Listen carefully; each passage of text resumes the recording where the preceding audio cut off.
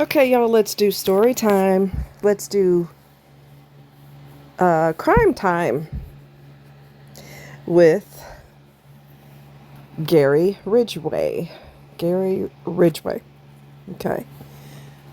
So, I don't remember the guy's name. I will post the video in the description.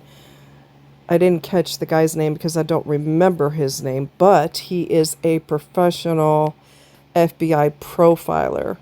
So he knows through no uncertain terms when you're a criminal and the way you behave, he knows what your problem is. Okay? So this is what is the basic symptoms that start when a person is a psychopath. And basically, psychopaths are born that way. They have a genetic predisposition towards psychopathy. They are born, they're not made, which is really scary if you think about it. And in Gary's case, he did typical behavior leading to psychopathic behavior in the future. As a child, he was a bedwetter. He was into fire starting, cruelty to animals. He developed the genetic makeup for someone with no remorse and no conscience. And this is according to, like I said, the FBI profiler. And I used to know his name, and I don't remember it. And when he said it, I was just so into what he was saying that I forgot his name. Hey. I can't help it. All right. So at one point, he was in the military, and he started getting involved with prostitutes back then. And he's been married 3 times. The third wife had absolutely no clue who he truly is, had no idea. His family had no idea. And I know a lot of times people will say things like, oh, come on. The family had to have known something, or the wife had to know something. You can't tell me that you've been with him for X amount of years and you didn't know. Okay, so if you imagine a person with an imaginary line down the middle of their body, not literally, right, but figuratively, a line down the middle of their body. One side is the good person that they present to the public. The other side is the monster, if they're off their rocker, okay? And in his case, he's definitely off his rocker. So the family only saw the good side. He has murdered on Christmas Day. He's a serial killer, the Green River Killer. He has murdered on Christmas Day. And they do believe that he was very uncomfortable with all of this, closeness and laughter and joy and sharing the holidays and opening presents and all of that. That makes people who are dead inside, who have serious problems like a psychopath or sociopath, and even narcissist as well, makes them very, very, very uncomfortable because they cannot connect to the people that they're around or involved with. They can't truly connect to them. So all of this closeness and lovey-dovey and Merry Christmas and Happy Holidays and sharing cake and cookies and meals. They don't connect with people like that. So it was like all this pressure was building up inside of him. All of this discomfort was building up inside of him with all of this closeness, lovey-dovey crap. In his mind, it's crap. And he went out and said he was going for a walk, and he ended someone's life that day. I think he originally said he had eliminated 30 something and then admitted to probably 78 or so. Some people, plenty of whom have not been found yet. His family had no idea. They just thought he was quiet and reserved and very much a family man. He had a son. And at one point, he obviously knew the Green River like the back of his hand. And at one point, he had, I mean, it just blows my mind. Him and his son, who was young at the time, not like super young, but young, and dad's so-called girlfriend went for a walk by the river, and then Gary and the young lady, which was actually a prostitute, not his girlfriend, he took her off in the woods somewhere, and he ended her life. And his son was right there by the river. So his son was in the vicinity when he actually did that. Wow. Wow. I think that gave him a special thrill, knowing that he could possibly get caught by his son. He has also told investigators that he has considered ending his son, too. And when he tried to deny it, the investigator was like, no. You said that you would probably consider taking Matt's life.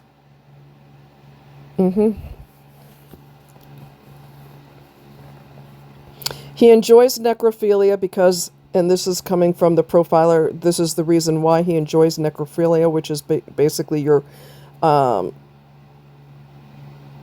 being intimate sexually with a dead person. Okay, that's what necrophilia is.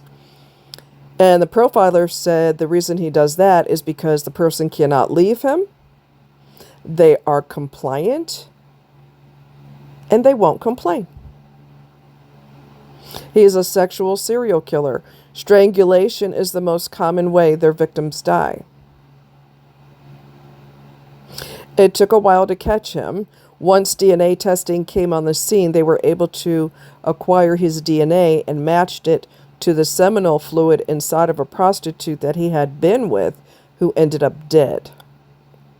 Prior to that, he had passed a polygraph, and his family was just tickled to death because they're like, well, obviously he's innocent. No, baby, no, baby, no, baby.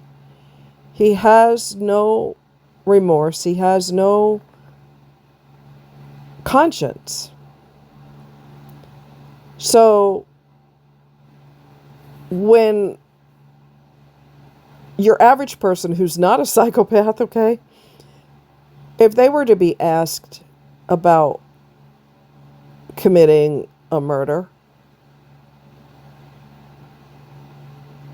especially if they haven't done it, their heart's going to be racing, and they might break out in a sweat because they're like, holy crap, they think I killed somebody. You know what I mean? And they wouldn't pass. I mean, they would pass because they were telling the truth, but their heart would race, and that would indicate on the polygraph.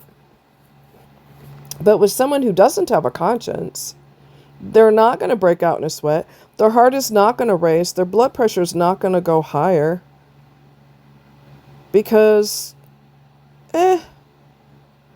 so what? Someone died. Whoopie-doo. I'm kind of hungry. Maybe I want some donuts today. I don't know. They don't give a damn. They're broken. They're broken. His family breathed a sigh of relief, but he was profiled by an FBI profiler who classified him as a psychopath, you know. And since they don't have a conscience, he could pass the polygraph with flying colors. And Ted Bundy also passed a polygraph with flying colors, and he was extremely guilty. No conscience, no remorse. Another deceased victim that Gary had murdered, and they got his DNA from the victim. He worked at a company that he did something with paint. I'm not really sure what, but paint from his job was embedded in her sweater.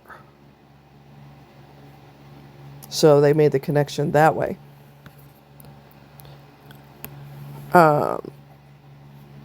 His third wife had zero clue. In fact, I don't think the other two wives knew either. But they obviously didn't get along because, you know, he's not, I don't know. You can't really pin him as husband of the year, okay? He's not a good person, obviously. And he'll never be apologetic.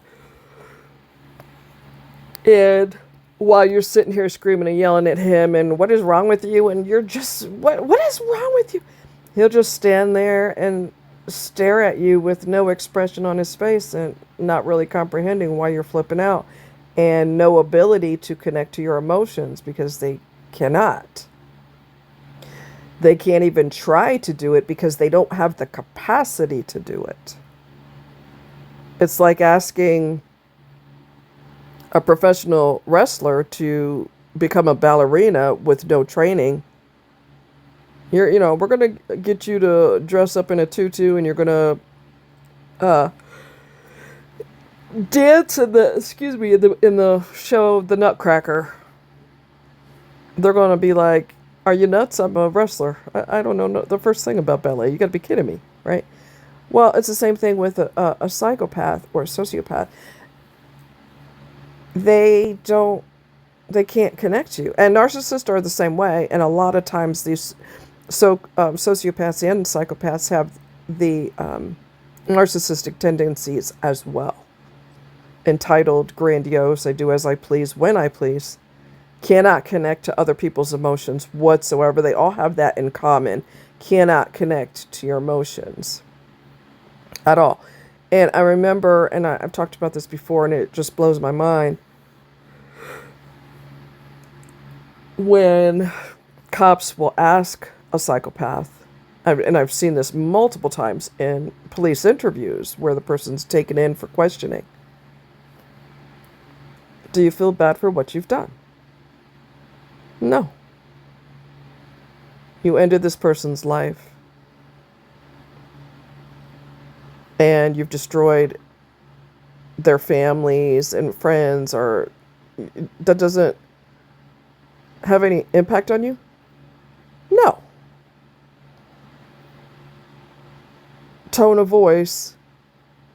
I don't know why you keep asking me that. Why would I feel something? That is a psychopath's thought process. And I saw one psychopath that basically told he had killed a couple of women. Oh, excuse me. I'm tired. I did a lot more today than I was supposed to do. Anyways.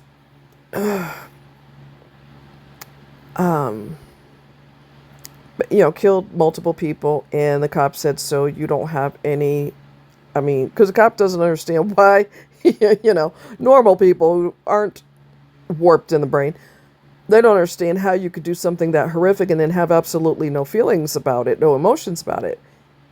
And he's like, if you want me to act upset, I can, but I'm not. That is how they think. That is how they feel. Gary managed to escape the death penalty because he did a plea deal. Okay? And before y'all get mad, calm down, don't get mad. He didn't get the death penalty. However, he is never, ever, ever getting out of prison. So I can take that as a consolation prize. Because if anybody, for the love of God, if anybody deserves a death penalty, it's him. But the lead detective wanted to give the victims rest, put their families at ease. Please tell us where these victims are. Of course, he's not going to tell where every victim is because he's just not. Maybe one day he will. He'll add more victims to the list and tell where the remains are, but I can't see that happening. It's not going to change anything for him. He's still never getting out of prison. There's so many times I want someone to get the death penalty. I'm like, oh my God, if anyone deserves it, it's this person. But there are times that the cops will work with them. The system basically will work with them if they provide more information so these victims can get a proper burial. But yeah, he was dumping bodies left and right, all up and down the Green River. And at one point, he was hanging out in the woods with one of his family members, and he said to her, "What do you think of the Green River Killer?" And she thought that was an odd question, but she didn't think a whole lot of it. And she just said, "Well, I would think that I don't understand." Something to along the lines of, I don't understand why he wouldn't bury the bodies or whatever. Well, she doesn't realize she's talking to her family member, but he is the Green River Killer, and she didn't know. Well, after that, he started burying bodies.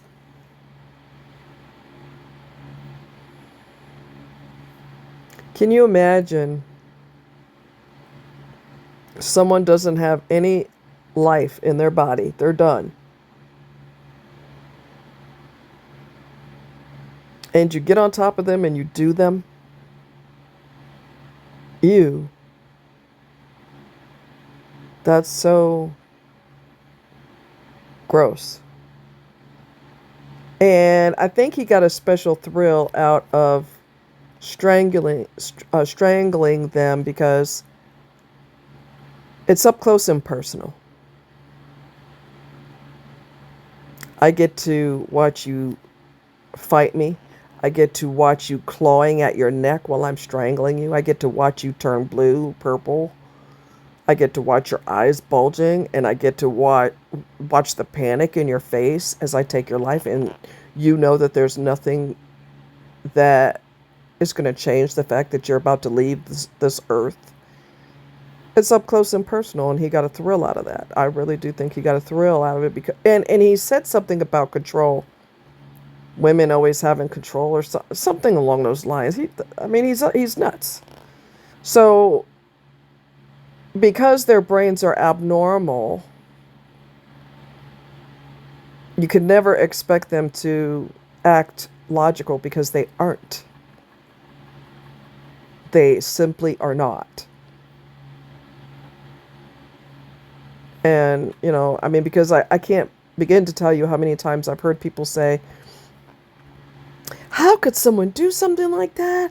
Oh my God, that's so terrible. That person was their flesh and blood," for the people who do that to their family members and their spouses or whoever, children or whatever. I don't understand how someone could do that. It's very, very simple.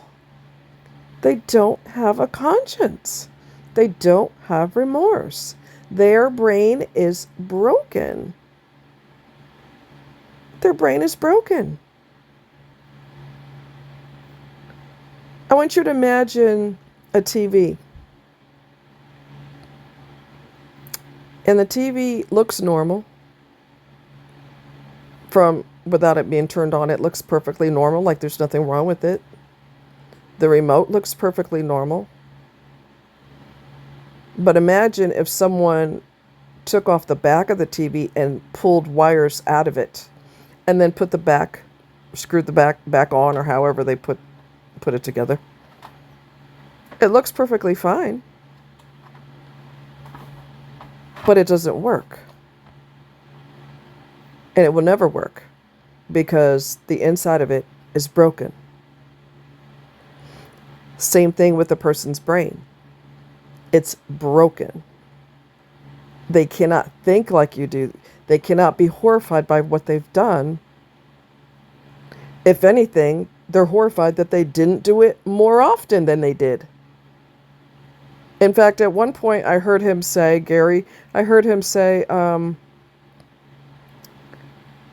"Yeah, I killed her before I had a chance to torture her." What? My brain just went, "What the hell did he just say?" "Yeah, I killed her before I had a chance to torture her." Almost like, dang it. I have to be more careful with that next time. That's the impression I get. Wow. So anyway, I saw that documentary this evening tonight, and I wanted to share it with you. We haven't done Crime Time in a while, so I thought, hey, let's do some crime time. I'll give you a quick update on my foot that's healing from recent surgery, and it's doing well. I did not wear my boot today because I want to work those muscles in my foot. I may go back in the boot just as a precaution. In fact, I most likely will go back in it because I'm not ready to wear a regular shoe at this point. And it's healing very nicely. I took an extra long shower today because I was sweating my butt off. And it's, oh God, the heat here has been oppressive in Missouri. Oppressive is the best word. And I took an extra long shower, and then I realized, oh crap, I can't soak my foot. And although I wasn't soaking it per se, I don't want to waterlog it either because that interferes with the wound healing. So it looks pretty good. I'm not pulling it off when it gets loose. I let it come off on its own. I don't mess with it. I don't have to put Vaseline. Doctor told me to put Vaseline on the either edge of the, where the wound is, where it gets real itchy. He told me just put Vaseline around there. I said, can I put Neosporin? He said no, because Neosporin will keep it too wet, but you can use Vaseline. I said, okay, cool. So that's what I do. And that has eliminated, it doesn't itch anymore as it's healing, but initially when it was healing, it was starting to heal really nicely. It was itching like, it was really kicking in the itching. So I started routinely putting Vaseline on either side, and it's doing very, very well. I have a picture because I'm Miss Medical and Miss Curious and I want to see everything medical. That's why I hate when I watch a medical documentary and it's censored. I freaking hate that. Just show it to me. Some of us are grown-ups. We can handle that, okay? And if a person cannot handle that, they won't watch it. Hopefully, they'll be smart enough to not watch it. But don't censor it. That drives me crazy. Some videos on YouTube are not censored, so that's cool. But if you're interested, and you would have to let me know in the comments, I have a picture of my foot when it was cut open, because my doctor took a picture of it. Because my hospital is a teaching hospital also. So somebody's going to get to see my foot. Yay. Anyway, the top part of the foot is cauterized because, number one, it controls bleeding. Number two, it kills bacteria. So, because it looked weird, like when he opened it, it looked kind of weird. And I said, what is all that? He said, that's where I cauterized it. So, if you're interested in seeing that picture of my foot, let me know in the comments. It doesn't bother me. I have assisted with autopsies before. I've held a guy's brain in my hands before. I have cut inside of heart tissue before, a sample of tissue, and it doesn't, I have an EMT book. I was, in EMT, and I have very graphic pictures in my EMT book. And people would want to look at my book, and I'm like, are you sure? Because it's got some very, very, very graphic pictures in it. They're like, yeah, that doesn't bother me. I'm like, are you sure? Because people will say that, and then you show them something, and they're like, oh, you weren't kidding. Oh, I told you it was graphic. I told you that. Everybody thinks they can handle it until it happens. And then they're like, oh, God, But anyway, if y'all want to actually see where my foot's cut open, you want me to post that picture, I can. You would have to let me know in the comments if that's something you want to see. Me personally, I like seeing things like that because I'm naturally a curious person. But some people might get grossed out, so y'all let me know if that's something you want to see. Anyway, love you guys. Take care. And I'll talk to you fine folks later. Bye.